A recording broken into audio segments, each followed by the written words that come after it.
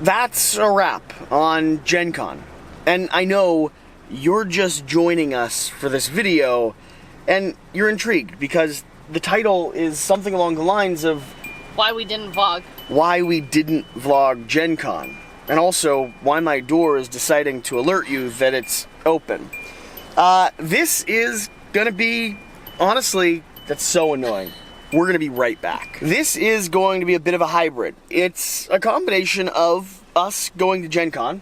It's a combination of us explaining why we didn't really vlog Gencon. Nowhere near to the degree we have in the past and had intended to.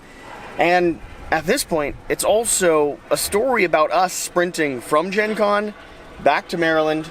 Back to Ohio. Back to Ohio.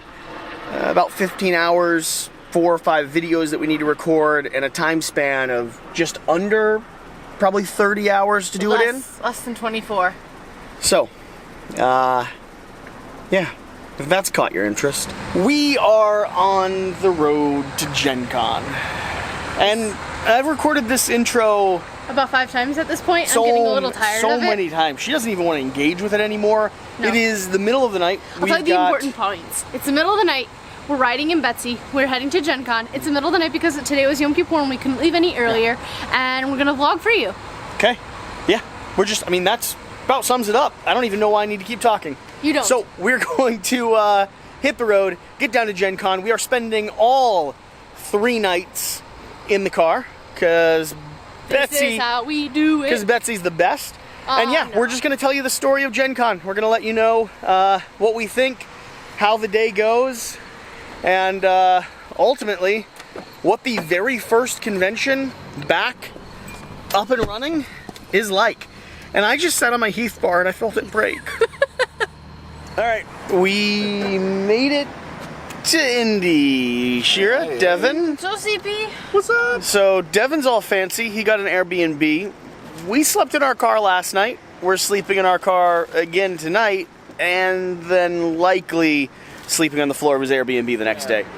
That's the convention center. The rest of the vlog, by the way, in case you're getting concerned, basically the rest of the vlog will be me screaming at you through this Kingdom Death mask. Masks are mandatory this year, which is very different from 2 years ago when I was here last. So, we are walking over. I have an obsessively bright yellow welder's jacket, which Devin can't decide if it looks, what, ridiculous or funny? What was it? What was the... It's a good eccentric. It's a good eccentric. He hasn't complimented it yet, though. Not sure what that means. So I'm just gonna throw Mr. Sam Healy in here just for the clicks, for the views, for the something. I don't know. For the something. For the something. I figure if I can tag you in this, I just get brownie points somewhere somehow. Maybe so. That's how that works, right? No, I'm not two-fisting it. That's mine. Oh, you're claiming one, Jess? Yes, and that's mine too. Claiming that. You are double fisting it. He's just carrying them for you. Yeah. Those are both mine. All right. We swung by Ivy Studios, subtly ducked their booth because they're not here to say hello to us. So, you know, whatever. Shira, how you doing? Overloaded. I'm just looking everywhere. It's insane. She's already overstimulated and no one is in the hall yet.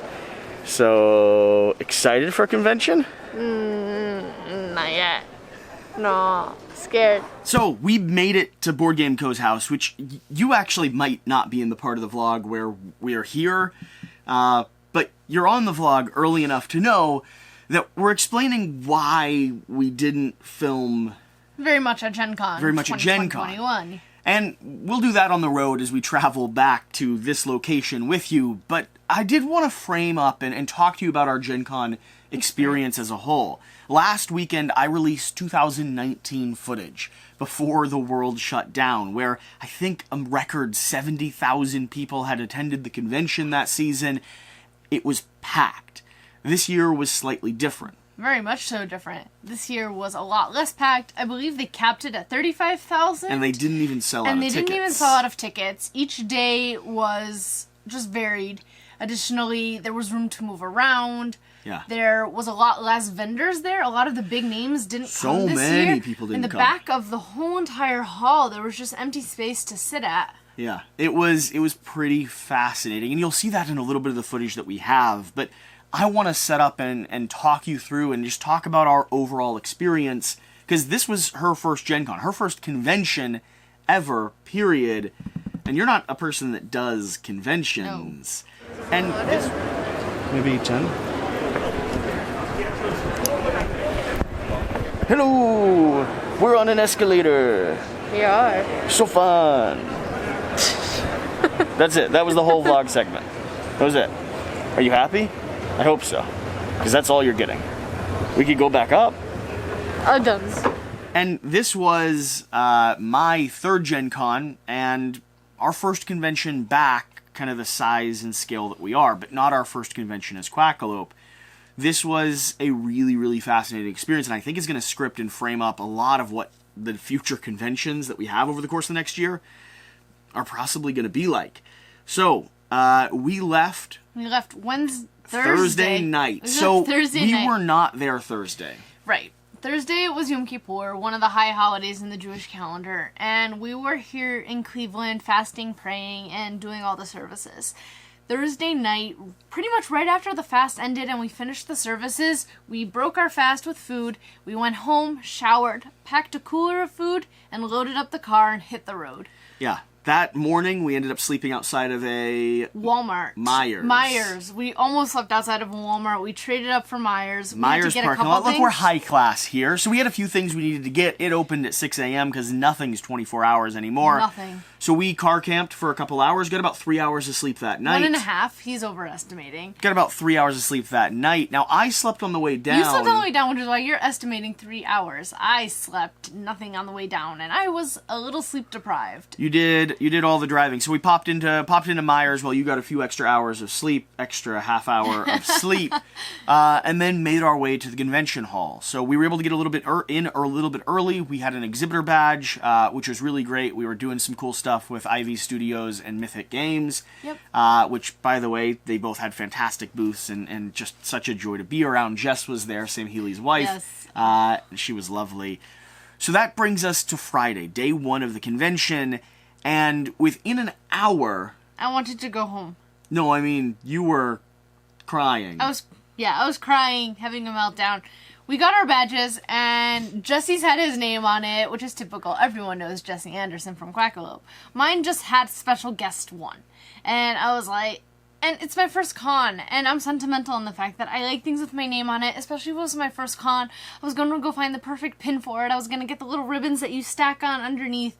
And when it didn't say my name on it, I was like, well, how am I going to remember that this was my first con? And, I mean, I guess if it didn't say my name, it would have been memorable enough. A bit of context for the humans out there. You have a degree of anxiety that you struggle with that causes you at times to fixate on a single thing and then figure out the worst possible thing that was. So if I remember correctly, you were telling me that everyone hated you. Yeah. No one cared about you. Yeah. Certainly not enough to put your name on a badge. No one cared enough to ask what my name was. The convention was ruined. Yeah. You were convinced at a certain point that because of the mask, which I actually thought this was a fair criticism, but because of the masks, you were worried that your anxiety would get too heavy, that you didn't want to introduce yourself. Yeah. And because your badge didn't introduce yourself for you, you would be forced to speak. Well, because I noticed within our first half hour of interactions, everyone would look at your face and then look down at your badge to figure out who you were and then look back up at your face and say, hi, how are you doing?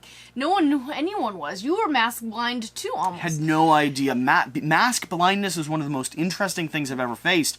People that I know on a dime, I had no idea how to read who they were from across the room until I was right in front of them, and even then it took a little bit because it's sort of like everyone has fuzz over their features, and all you see are like small little glinty eyes, and without the frame of the face, I could not tell who my friends were, who my enemies were, the two of them that were, I don't even know if I have enemies, but who people were. It was so hard, and so I thought that was actually a fair criticism, but you find a thing and then spiral a bit. And I'm sitting there, pulled you out of the main environment. We went upstairs to a bench kind of far away. Yeah.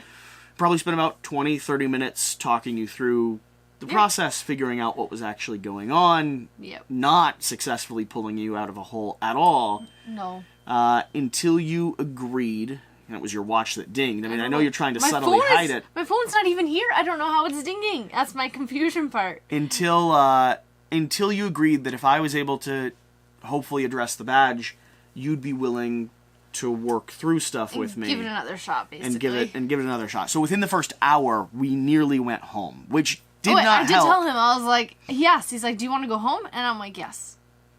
Yeah, well, and I was at a position where if she wasn't recovering, I didn't want to go home. I didn't want to go home at all, especially not around something like this, because the issue with the way that you operate with your anxiety and with how you kind of escalate, if we had gone home and given a victory to your anxiety, yeah, I wouldn't go to Origins next week. You would not have gone to another convention. Nope. That would have been not only something that you felt guilty about, but it would have been a reaffirmation that your anxiety was justified in the situation, and that the only correct response was to run away from something that was scary. Yeah. And we didn't do that. Okay, so it's Sunday morning. Shira, Aye. she's getting everything, well, packed a little bit and organized a bit. Betsy's here. We spent a couple successful nights in Betsy so far. Honestly, it's been a good con. But we haven't vlogged up until this point. We've been here Friday, Saturday, and Sunday. But the con so far has been really good, incredibly weird, and a bit of a learning experiment. After a year and a half coming back to a con in a bit of a changed world, there's a few things we've started to figure out.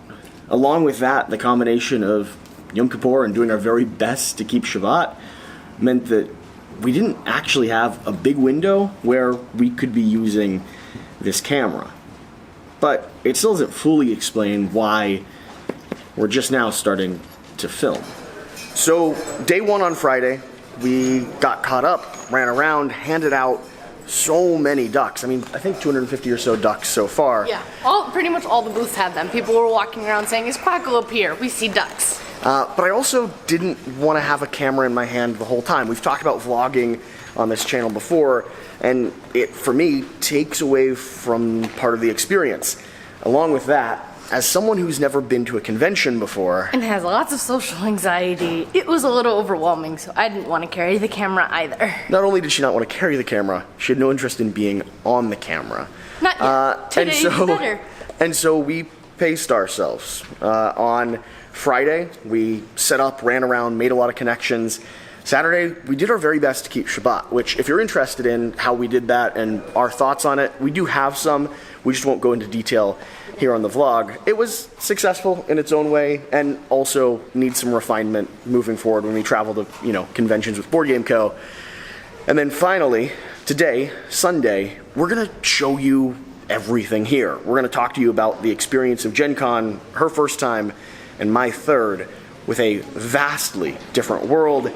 And we're going to show you the booths that we're swinging back by to talk with creators, pick up some games, and do some coverage on the channel, so that you get a little bit of a pre-example of what we're excited about from Gencon.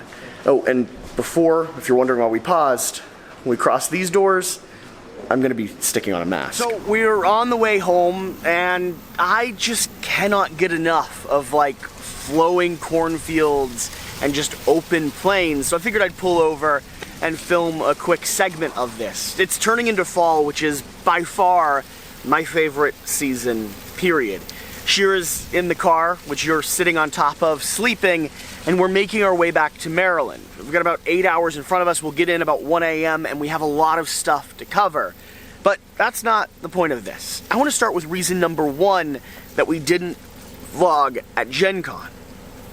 And honestly, that's just gonna be the timetable. Listen, this was a strange Gencon for us. It's the first convention back.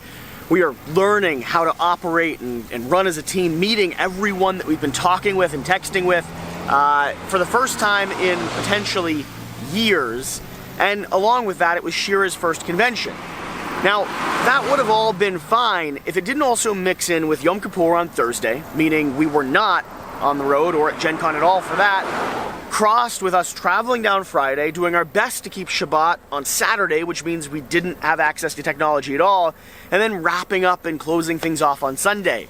There really wasn't a giant window for me to run around with a camera and obsess over content creation, which any of you that know and have seen what we do or watched the vlog last week, it's a lot of work. It's a lot of time. It's just a lot to run around a convention hall and film and tell stories. And I didn't have the energy, the capacity, or the ability to do it this year. But that's not that big of a shock. I mean, Gencon is so massive and so overwhelming in a lot of ways that I haven't had the ability to do it every year I've gone. It just happens to be that this year was, well, a long time coming. So we got that fixed. Let's talk about the rest of Friday. How did Friday go? Friday went, I thought, well, after that, we walked around. We started from one end of the hall, and we just worked our way around. You had one thing scheduled. You were hanging out with Mythic for about 2 hours. But other than that, we just went from booth to booth to booth, seeing what they had, seeing if we knew anyone there, if we wanted to make any connections or make new connections, build up old connections, reinforce them. Hunting for things. I was hunting for things. I was just trying to survey the land and see what was available to purchase. And I just wanted to see who was there. There was a lot of publishers there, but a lot of them would be kind of mid-class publishers. Publishers that are still scrappy and like punching their way up to the top of the heap. There's a lot of games that we brought home. We'll be doing a full showcase and like Gencon Hall video coming out before this video is actually live, showcasing. So we're not going to go into depth on what publishers were there or what we kind of saw or were excited about. But Friday was just walking around the hall. Yeah. Now, the crazy thing for me, it was so empty. And here's the weird thing. Most of these publishers most of these publishers had a better sales experience on the floor than almost any other Gen Con. Gen Con's not typically a money-making operation for some of these mid-size. We would ask them, how's Gen Con going? And they're like, actually, this year is a lot better than other years. And we kind of hypothesized that because the booths weren't so crowded where only 4 people can actually come up to the booth and talk to people, because everyone kind of can mull around, have access, can join in and come out of a different conversation, there's a lot more ebb and flow, and it was a lot more physically comfortable. You didn't have to, like, instead of people being crowded out and not going to a booth because there's already 7 people standing in front of it, or just skipping over and going to the thing that they know they want to be at and waiting in line to get there, everyone was able to see and engage with everything. So it turned an audience that was ready to purchase into an audience that could purchase. And that combination was a perfect hybrid. And honestly, it's fascinating because I think Gen Con's going to have a bit of a struggle or a bit of a sticking point, because they did something this year when it came to reducing the amount of people that could be squeezed into the space, when it came to positioning with booth space, giving some of these smaller publishers better floor space because a lot of their big names weren't there. Yeah. They did something this year that made these smaller publishers, made these mid-sized publishers competitive.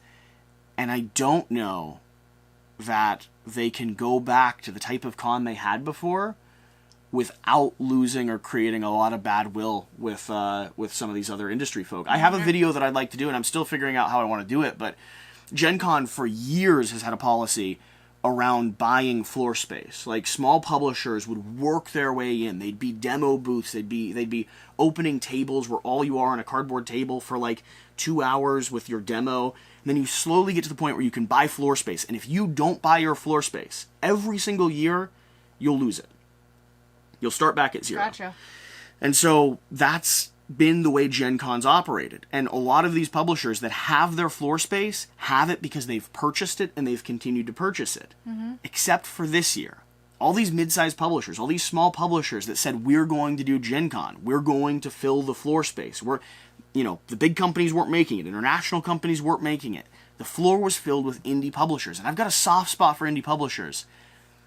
They don't get grandfathered into their floor space. Some of them will lose their floor space entirely. Some of them will get pushed off to corners and set back in recesses. People who repurchased up a little bit more room so they had room to demo tables and show off product, they don't get that. Personally, if you want my honest opinion, I think that's wrong. I don't think it's very fair for the scrappy guys who came out here, put themselves out, and worked hard, and got Gen Con a lot of money. I feel like it was sure. I feel like it was Got a very Gen Con. profitable. Got Gen Con back up and Yeah, running. it was I don't a- know if it's profitable It was a for Gen successful Con, Gen but like, Con. I would say successful. I hope so. I certainly hope so. But either way, that might be a bigger, deeper video later on if I get a chance to talk with. I don't know enough behind the scenes, but yeah, I just know my surface level. So take that with a grain of salt. But as far as I'm concerned, I think people that bought in, especially the smaller people that bought up and said we're going to take a gamble or a risk this year, they shouldn't be overlooked when it comes to buying floor space when everyone's involved. Oh, and of course, Kingdom Death. Ready? Ready.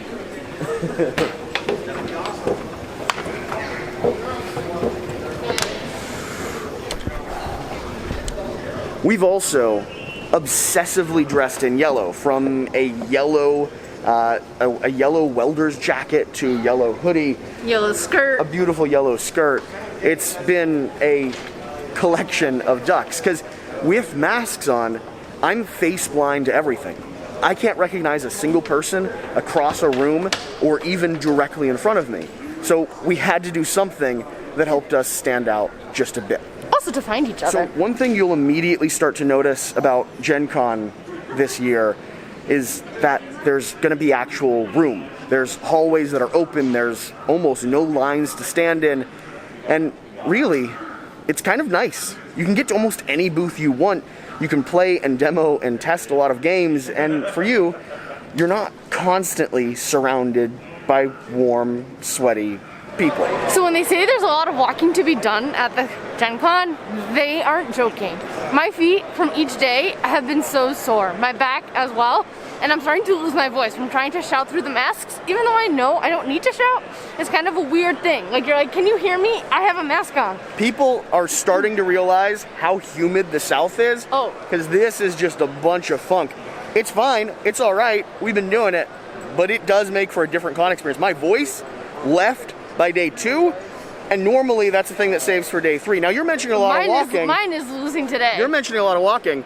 Let's do I got some fancy new shoes, and I'm super pumped about that. So for the con, what are the shoes? These are Bloodstones. So I had Blundstones. I had a pair when I was in Israel. They were my favorite walking shoes. They're leather, they mold to your feet, they're slip-on, no zippers, no ties. I hate having to tie my shoes. They slip on, and they're also a little fashionable, and so I love them. But it doesn't help that she's also toting around that entire bag. Now if you're asking why I'm not carrying the bag, well, it's because she's independent. She can do it on her own. She's got this. Now, like I was saying, to be fair, that's not surprising. Gen Con is overwhelming and just an entire mess of an operation. It is such a big convention. Even this year, where there was less people than ever before, less booths, less space, we spent every single day walking from booth to booth, shaking hands, meeting people, meeting with fans. I mean, a lot of you came up and said hi, handing out ducks, and running around with a camera in your hand changes the dynamic of the relationship. It changes the dynamic of the conversation and makes it, honestly, a lot harder to operate and to produce and to just be there in the moment. And ultimately, selfishly, I wanted to be there and not have this always changing that nature of that conversation. Either way, moving on to Saturday. So Friday night, we shut down a little bit. We crashed hard. We were at like very 7:30. exhausted. I mean, you started reading a book, but I just napped. I napped and napped. So we were doing our very best to keep Shabbat over the weekend, and we have a larger conversation around how we actually want to keep Shabbat at conventions. In the future, yep. But Shabbat is the Sabbath, and so we No technology, no electronics, no automatic sinks, no automatic toilets, no elevators, no automatic doors, even escalators you gotta be careful with. Yeah. Heat, air conditioner, cars, anything of all that. And so it was the first time kind of seeing if that was possible at a convention, and in some ways it was, and in some ways it wasn't. But one of the ways that it wasn't is it was really hot. sleeping out in the car. I ended up turning on the air conditioning just to give us both a good night's sleep because I figured having a good day and a peaceful we went day. back in the hall and I napped on a bench. I started reading a book because I gave you, 3 hours to cool down and sleep on a bench just to function a little bit and not have everything fall apart. So Saturday, of course, we didn't have our vlogging camera. We were walking around, but Saturday was a bit of a transition as well. We went from walking from booth to booth to booth to actually sitting down and demoing and learning some games in the process, which was a lot of fun. We got to play some more Mythic Mischief. Yeah. We hung out with the Townsfolk Tussle team. We did. What else? What are some of your highlights from the event? Okay, so the goal of this at this point is to run from spot to spot and show off things that we think are very cool. And he's all right, but honestly, the game that he made, which you might be familiar with, is Necro Molds. It was on Kickstarter, about a year plus ago? Almost 2 years ago, Almost 2 years ago. End of 2019. Insane. Now, here's what I'm going to say. I was highly skeptical of this when I was watching it on Kickstarter because it's a Play-Doh-based molding game. It's an introduction into wargaming. This is one of the most remarkably satisfying things I've done in a game in so long. Along with that, honestly, it seems like it has some pretty accessible, simple wargaming stats that allow you to sit down and play. Yeah, we're gonna get a copy, we're gonna do some coverage, and again, smashing the creatures into the board is something I never knew I needed, but now I want a big box every game. I need Cthulhu Death May Die, except I can squish everything. So I don't actually need anything from this booth. Because we have everything in home already. We already currently have all of Humblewood. We have all the minis. We have literally everything, and we're hoping to start a 2-player campaign here in a second. Well, in a month or a week or a year. I don't know. This is probably sometime in the future. This is easily one of my most desired get to the table RPGs. So I have to share it a little bit, right? So I am sitting on a couch in the middle of the Gencon floor with probably one of, if not my most anticipated game here at the convention. Oh, wow. And based off of Constant the ebb and amount of flow people that's you've had been here. playtesting constantly. It's been real. I don't have a voice left much. So anymore. this is Austin from IV Studios. Hi. You've seen him on the vlog a few times. We're sitting here at Mythic Mischief. I know, y'all are tired of me talking about it, but we're going to have some more gameplay coming out, and we're still going to tell you, Board Game Co. and I both have this at a 5 out of 5. So I don't care which one of you I don't care which one of us you trust, we both like it. I also like it, but I don't think my opinion matters. Not that much. How's the con been for you? Oh, it's been a blast. The 2 years ago, we were here, first exposure playtest stall with Moonrakers, and no one had a clue who we were, and I walked around and I was like, please play my game. And it's just so humbling and amazing to be here, and people will be like, I played that game at first exposure playtest stall, and I'm so excited to play Mythic Mischief. So it's just really fun. They're doing so good. The next thing we're swinging by and picking up is going to be Madara, which we've done unboxings for in the past. We've done some content, but we need to start a campaign, and we also need to show off all of the little expansions. They delivered on their second wave, which had some updated cards, some new stats, some kind of different competition. But this is, if you watch my unboxing video, probably one of the most ambitious games when it comes to storytelling I've ever seen. The rulebook. Where is it? That right there is the storybook. We're talking pages and pages. Do you know how many words are in the actual narrative of this? Over 5,000. How many words in it? How many words in the actual narrative? 200,000. Over 200,000 bits and pieces of story. If you know anything about Quackalope, it's the type of game for me. Yeah. Look at this. Yeah. You see this? He literally said, you have to do a video reading all the flavor text. And I said, that's what we promise. Definitely meeting the Townsfolk Tussle people. So good. They're so genuine and really down to earth. I actually didn't realize how young they were. Thought it was a lot, I guess, more of an older crew that had created the game, and they look like they're in college. No, well, they're not in college, but they're professional animators, but I think they're around our age. So. They look so young, but they've put out such a great game, and I've played it recently, and I really, really enjoyed their game. So hanging out with them was definitely a highlight. Being able to play Mythic Mischief. I played with one of our fans, actually. He kind of came up to the booth while I was over there, and we just played with each other. That was really cool. Meeting some fans. We got recognized a decent bit across Saturday. We gave out a lot of ducks. Oh, probably about 300 ducks were handed out across the convention hall. We need to get a custom rubber stamp to go in the bottom of them. If any of you know where we can get a stamp that will stamp rubber ducks with our name, with Quackalope, post below, because we're looking for one We're now. going to proliferate rubber ducks. We're also going to look into pins and some things like that. But probably once or so every hallway we went up. So once maybe every 15 to 30 minutes, someone was recognizing us and saying hi and saying they appreciated the content and saying they loved the vlogs. I got more compliments on the vlog content. Really. And your controversial clickbaits. I got a lot of people who thought it was funny. I got more compliments. The reason why people are watching the vlog content is because it's some of our most successful stuff. Some sections of the con, by the way, Devin back here, in case you didn't see him, he quit YouTube recently. Some sections of the con, do get a little bit more full, but really, we've been able to maneuver and walk and just be pretty comfortable exploring the space for every single day here. And yet, a lot of booths are still saying they're having better sales than they've had in Gen Cons in the past. And I have some theories around that. My friend Chris, charity board gamer, how's the con been for you, man? Been really good. Wears you out, but it's well worth it, I'll tell you that. You can hear his voice like scratching through the mask.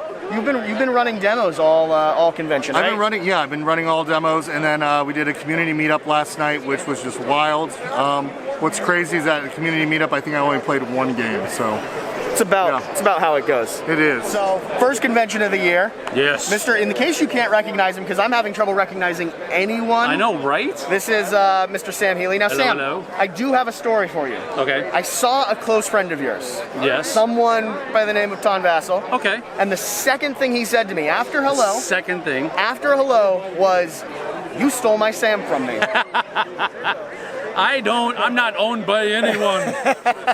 He was mostly talking about all this cool stuff we got to do. Gotcha. Because he was super jealous of the fact that I got to hang out and play games with you and run a top 10, but I just thought it was entertaining. Yep. Well, it'll be cool because, I don't know, you might see me hanging out with Tom pretty soon. Oh. We'll see. How was the con experience for you? How's Gen Con Very been? cool. This is the first time we've ever sold product. We did really well. People came, they showed up, and they've been really cool obeying the rules as far as mask wearing is concerned and stuff like that. So I think it's been a really safe convention, and people were ready to spend money, so it was a cool thing. Very cool. We're going to run around, we're going to grab a bunch of games. Okay. I got a chance to check out your brand new title, which, is this the first time you're demoing this? Monster Apocalypse? Monster Apocalypse, absolutely. Yes. Okay. Yeah, it's going to be a collaboration between Privateer Press and us, and it's going to be Kickstarter in November. It's a dice rolling cacophony, basically, but it's a lot of fun. So check it out. So we're doing all right on the road so far, making decent time. She's been sleeping the entire time. Literally just woke up. I pulled off to the side because we're losing a little bit of the daylight, which means vlogging gets much harder. You're not going to see a lot of fancy B-roll on this trip or anything, because our strategy for this is to basically trade off driving so that we don't waste any time when we get home having to sleep. So she's going to sleep for the next 5 hours as I get to Maryland. We're going to film for probably 3 hours or so, and then hit the road while I sleep on the way to Cleveland, where then we'll edit and get things ready to post. So it's a bit of a journey. Now, there's a loud truck. The only other thing I wanted to add is going to be point number 2 for why I didn't vlog at Gen Con. I already talked about how scheduling was a little bit complicated, but along with that, the nature of this convention was really strange. We'll talk about this more, I'm sure, as we dig into it, but everyone is wearing a mask, which I think is the responsible thing to do, especially when you have such a big crowd of people together, but it does make vlogging and talking, and as everyone was discovering, your throat dry out faster than almost any convention experience I've ever had in the past.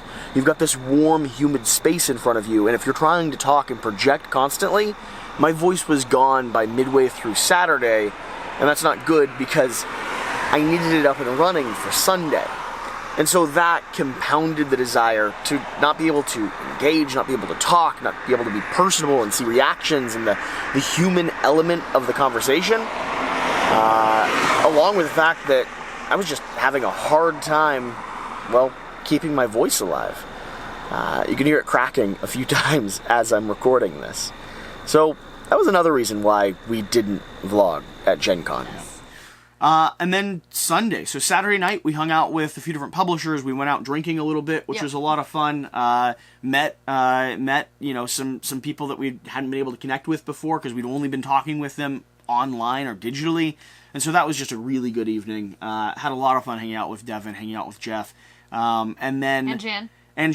Jan showed up right at the end. At 1 a.m., I think. Yeah, it was like 1 a.m. I don't know where he was or what he was doing, but he was flittering about somewhere.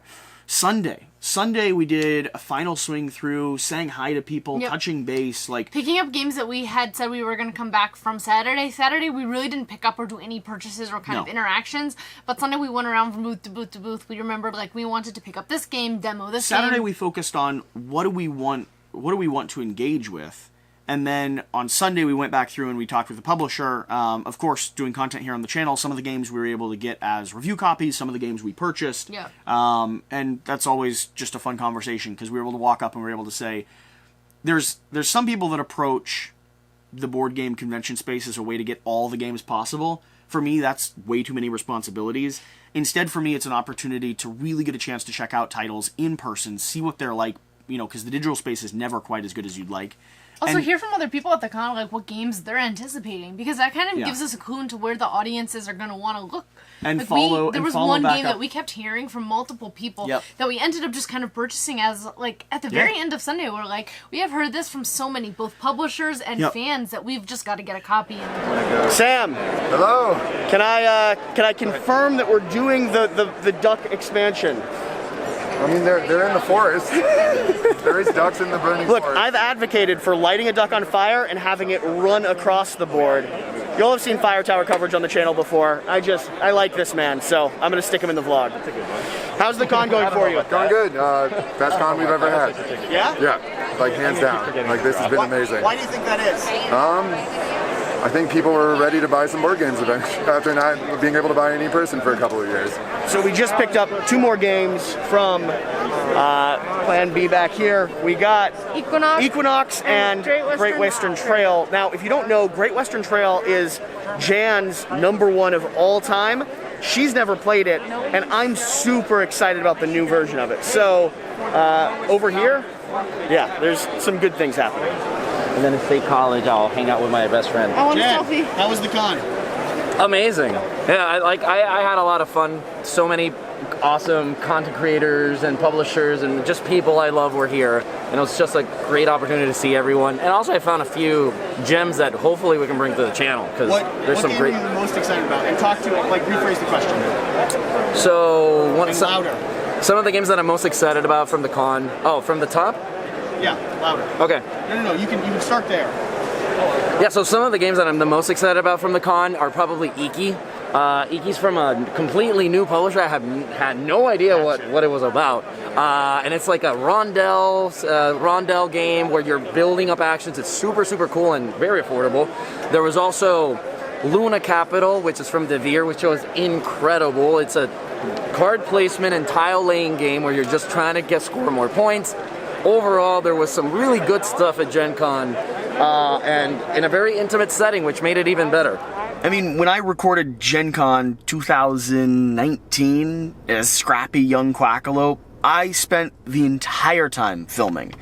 I came home with something like 800 gigs of footage, tripods and a 30-pound camera bag, and did not preoccupy myself at all with anything but running from point A to point B, filming footage, which works when you're on your own, when you're the scrappy new videographer doing your very best to just make a name for yourself. But when you have fans stopping you down nearly every hallway, publishers that want to sit and chat and catch up on a year worth of chaos and craziness, games that you're bringing home to cover and talk about, demos that you have to run, and of course, ducks to give out. Well, ducks to give out, and Shira there trying to help facilitate her having a good time at her first convention ever. It's a lot to run, and vlogging still, even if it's a single camera and not multiple tripods or interviews or audio gear, it's still a lot to manage. Along with that, it's not the only reason we had to work through the convention a little bit. You see, Shira can be, well, a bit anxious at times. And a convention, a social situation, a crowded space is not always her most comfortable environment. It's not mine either, to be fair. But we were doing a lot of work to try to make sure that you had a good con experience. Yeah. I mean, the first day I actually broke down right at the beginning. I was so overwhelmed by all the sights, the sounds, and I just like sat there crying because something so silly as like there was the wrong name on my badge, and I became so fixated on that. I wanted to have the perfect con experience. I wanted my badge to have my name on it. I wanted to get the perfect pin that said 2021. I wanted everything to be just so, and I was caught up in all the details and not the overall experience. But that happens when I get anxious. I fixate on one small thing because that small thing becomes an expression of all the anxiety and the tenseness that I feel inside. Throughout the whole convention, I was walking around carrying a little die or a duck. It was my fidget toy basically for the whole convention, and I would hold it in my hands as we were walking around from booth to booth to booth. When it became a personal interaction that Jesse was having that was taking a little longer than I was comfortable, that I was just getting too distracted, too caught up in all the surroundings, I would walk away. I'd go to the next booth. I'd say, hey, catch me 3 booths down. I'm just gonna go take a look at things. I need to walk. I need to just get out of here. And so Sunday we kind of filtered about and picked up a lot of titles that we were really, really excited about. And then we hit the road. Midday Sunday, drove back. I was going to Maryland originally. We were actually going to go to Maryland. We were going to drive about 15, 16 hours within the span of 24 to pick up a single title of a game. The window was too tight. It was too tight. But we don't have a studio here in Cleveland yet. We only have Boardgame Co.'s studio. And so at the moment, it was the best option. But I kind of thought through the process and figured out something else. So either way, now we're here, and this is sort of the end of the video, I assume. This whole conversation's been split up in between the vlog and the travel and the, whatever B-roll I did collect. And so, Orange Nebula is here, and we absolutely adore them. I don't have any games that I need from them, but she's purchasing a pin, because it's literally, I think, the only thing that exists that we don't have from Orange Nebula. By the way, Tom, if you're watching this, we hope you're getting good, getting better, full recovery. We miss you at this convention, but we're looking forward to seeing you at the next ones when you're fully up and running. Tom from Orange Nebula, if you haven't seen it, swing over to his YouTube channel. Put out a really heartfelt video talking about some open heart surgery that he just recently had. And so, your team's running a great show. They're so kind, they're so welcoming, and your products are so darn good. A game that they're not going to let me take home, but they are sending me a prototype of to do some coverage. We got a chance to sit down and check out the stuff of Legend here. I also read through the comic book, which was super cool and super fun. Really, really interesting semi-cooperative game with a hidden traitor mechanic or system. I'm super excited to cover it. I love the artwork. I love the story. And so pay attention on the channel. This will already be up on Kickstarter when the vlog goes live. And so if you're looking for an interesting sort of screw your friends over type of game, I think this is going to be a good one. Another game that's featured here that I'm super excited about because everyone right now is talking about it is going to be Kabuto Sumo, where you're basically maneuvering these little chits of insects on a platform, doing your best to shove other insects and enemies off. It's tactical, has some really nice components, and I'm really excited to be able to check it out and let you all know what it's all about. A bit of a change of plans. She took her sleeping medicine, like we said, 2 hours ago, and I made the executive decision to not drive all night to Maryland and then up here to Cleveland. She's gonna be very groggy and unproductive. She's gonna get a good night's sleep. I'm gonna stay up and edit and get things prepared. For me, it was an additional something like 10 hours on the road, which we need to use for video production. And the struggle for me is that we have a prototype there on our doorstep of a game that I really want to cover. The Stuff of Legends, right? That's what it is. I'm pretty sure. I don't know. Yeah. And so we saw it at Gencon. We connected with them. They're a really great group of people. The game looks really cool. And so I wanted to make it to Maryland to sit down, record our Gen Con haul, and record that prototype video. But our window between now and Sukkot, which is a high holiday where we'll be offline for 2 days this week, it just wasn't big enough. I just wasn't able to get there and figure out that puzzle in my head. So instead, we've made it up here. I'm going to break into Board Game Co.'s house tomorrow. We're going to film with the comic book for the video. I've come up with a concept. Instead of doing a prototype or a preview right now, I'm going to do 5 ways that they've translated the comic book, which we have with us, into a board game, into a tabletop experience, which will be a good day one video for the fans of the series, and then we'll follow up with a gameplay or a prototype video about a week later, but it'll give us something to kind of invest in them along the way. And our board game haul video, well, we'll just have to make Alex jealous by doing it in his studio space. Soon, hopefully, we'll have a permanent space up here in Cleveland, but for now, it is on the road perpetually. But that's where we are. I figured I'd keep you all updated. She's going to go to sleep. I'm going to unpack the car and spend the rest of the evening, well, editing. So you might see me again as I wrap up videos and hit export on a few projects that we're working on.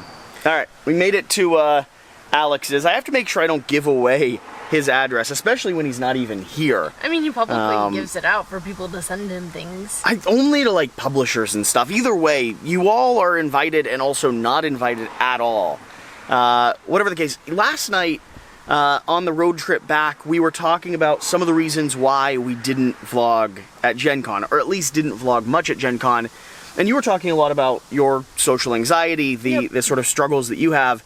And I don't react the same way, necessarily. I've done a lot to kind of process and compartmentalize, and I don't have the same degree of anxiety. Even you, during the con, you mentioned to me, you're like, I would like to just kind of walk around and not have to talk to anybody. I like to take in the sights and the experience and see everything and not have to be on show and not have to be in presenter mode all the time. And so I don't have the same degree of social anxiety that you do, but I definitely have elements of it, right? Like, if you put me into a crowd, walk me into a room and tell me to sit down at a table and just play games with people, I'll sit in a corner by myself and not function.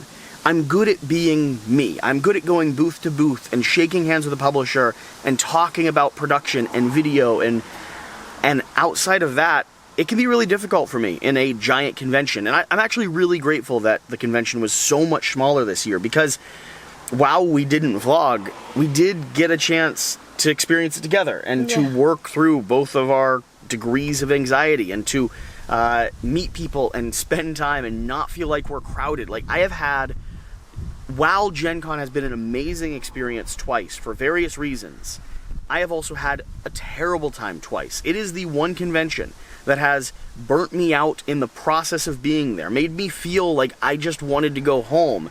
And that's true the very first time I came. When I came for Kingdom Death, I started walking around the booths, not knowing, not having a plan, not knowing anyone there or any of the publishers before Quackalope existed, and I left early. I went home. The second time I was there, walking around with camera gear, I remember specifically wanting to go to a meetup, a meet and greet with Board Game Spotlight, I believe, was hosting. And I was so tired and so exhausted and so socially and emotionally drained that on my way walking there, I literally turned around and just was like, I can't.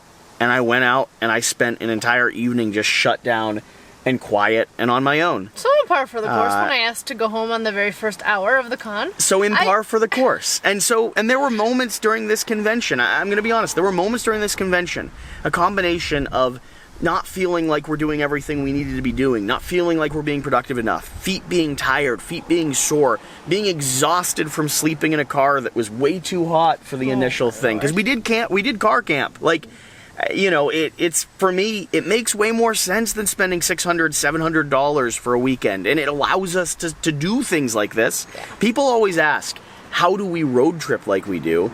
And I road trip like I do because I make it a priority over comfort, over cool experiences, over a whole lot of things.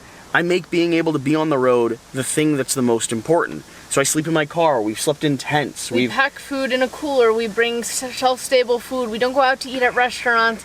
We really try to do as minimalist as possible, but still also enjoying ourselves. If we're in a city that does have a kosher restaurant, we'll go out, have a good time. Just got done recording that little, well, the narrative that you've seen, the through line that you've seen on the vlog video, over here at Alex's. By the way, there's a full miniature setup still left from when Alex and the kids headed out. So we just got done with that. I got the video filmed that I needed to film, and we're now gonna head home. Edit. Go edit some videos. Edit, and then shut down for 2 days. Get offline for 2 days because it's Sukkot. So there's this whole month is full of. It's right outside. This whole month is full of high holidays. So It's not technically a high holiday, but it's that's the hut. yeah. It's the month of them. The month of holidays where you have to take off 7 days from work, basically. Yeah, that. So whatever the case, that's the plan. I've got about 2 hours, and then we're gonna spend 2 days, I think, just hanging out together and with a few other friends playing board games, which is weird because some reason I don't play board games like at all. I just talk about them. I'm super excited for Origins, which is coming out next week. From the time people are watching this, we have 1 weekend to Origins. It'll 7 come out days. the week, 7 days before Origins. Yep. I'm just gonna get a head start. If you could just sign off. This is the end of the vlog. I'm gonna get a head start on, Not resting? yeah. So whatever the case, whatever you do, That's remember not how we to do. close. I don't think we close vlogs that way. Just any final thoughts? Anything you want to say? Just. There you go. Thank you. There you go. Wow. I thought it was a positive experience overall, and I'm really happy I went. I wasn't the only one complaining, just in case you get that idea. Jesse also had moments where he was unhappy about stuff. I don't want it to come off as I'm all doom and gloom and he's all sunny and yellow. But anyways, whatever the case, come back, check us out. We're gonna do some more filming. I think if they've watched this long enough, they know that you're not doom and gloom and I'm not all sunny. We're a good balance. When I'm weak, you're there, right? To help and to support and organize and get things done. And when you're falling apart, I have a good backbone. Yeah. So, I don't think they don't get that. Who is here? No one's here. No one's home. What's happening? Why is the doorbell ringing? And there was rustling upstairs. Alex, you got rats. And they know how to use doorbells.